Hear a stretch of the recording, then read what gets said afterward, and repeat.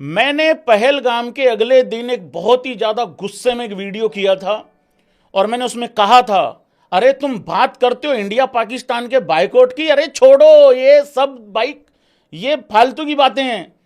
ये लोग अपना ग्रुप में अलग अलग नहीं रहते हैं। आप आईसीसी के इवेंट का छोड़ो, आप एशिया कप में अलग अलग नहीं कर रहे हो। क्यों नहीं करते ये लोग अलग ग्रुप में, क्यों नहीं करते?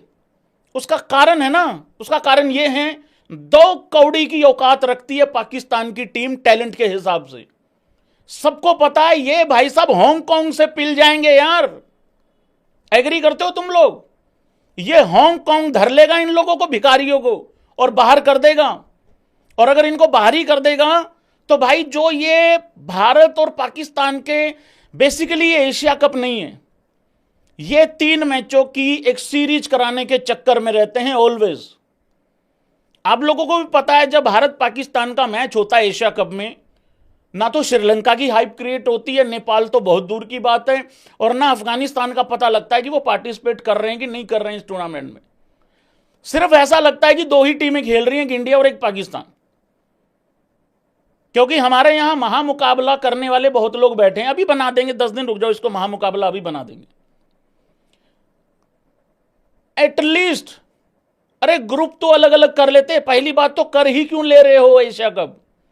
अगर नहीं कर रहे तो फिर ग्रुप अलग अलग कर लेते। ग्रुप भी अलग अलग नहीं करा, ग्रुप भी सेम है। पहले एक मैच कराएंगे, फिर दूसरा ऑटोमेटिकली हो ही जाएगा, ऐसा मान के चल रहे हैं।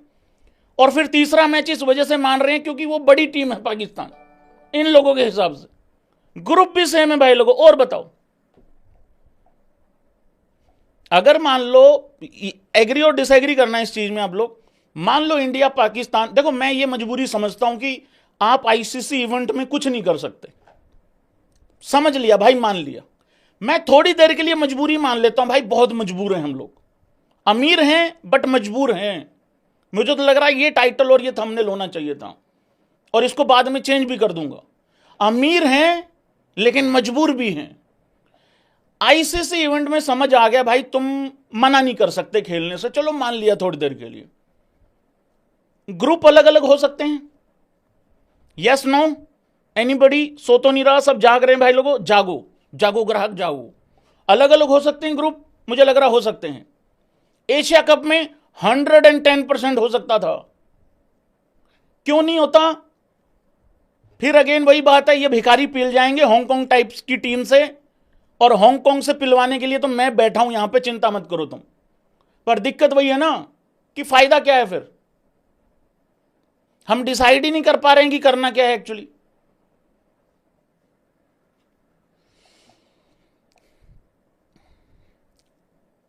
देश के प्रति रिस्पॉन्सिबिलिटी, मैंने आज से 2-2.5 साल पहले एक रील बनाई थी इंस्टाग्राम पे, वो काफी वायरल भी हुई थी उस टाइम पे।